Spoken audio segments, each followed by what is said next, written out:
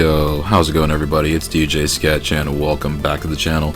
And out of all the shoot 'em ups on the Sega Genesis, there are a few games I'm surprised that don't get talked about more often than they do.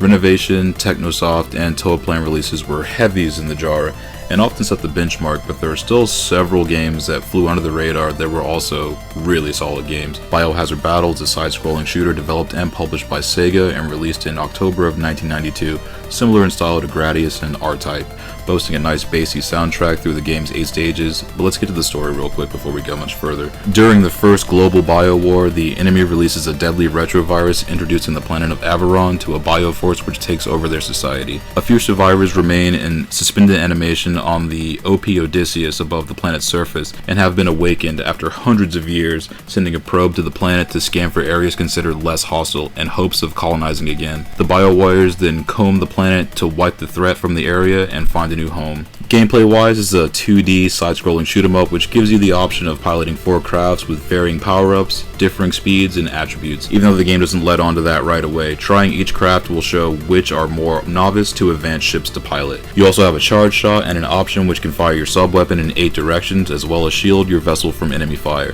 Biohazard Battle also features stages that might feel familiar to those that have played games such as Gradius or R-Type, mainly in how the enemies have that more biomechanical abomination aesthetic to the design. The further into the game that you get, the more it feels like even Life Force at times, which is especially in the latter half, which is not a bad thing at all. Each play starts with the option of getting 1 to 5 stocks per continue, allowing players to earn extends every 20, 50, and 100,000 points. Though even with a lot of lives, the enemy can still body you with the quickness, and this is one of those games where it's one hit and you explode.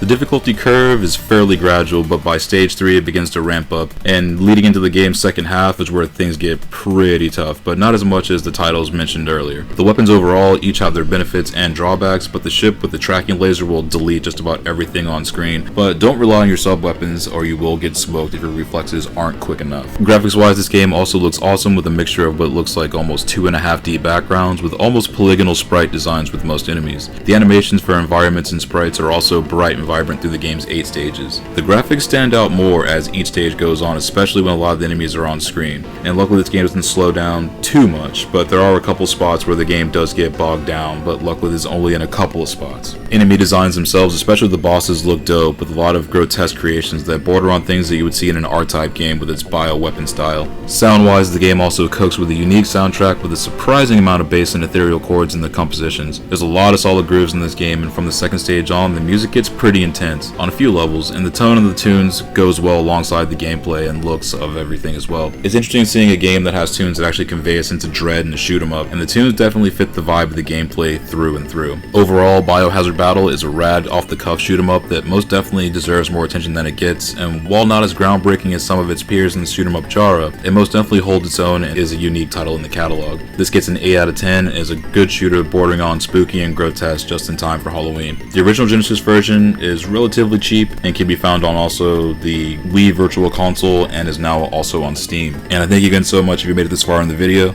If you find this review is helpful, that's awesome. I'm glad you can use it as a resource. Check back often, we'll have more reviews and commentaries coming up in the future. Until then, stay safe out there, and I'll see you on the next one. Take it easy.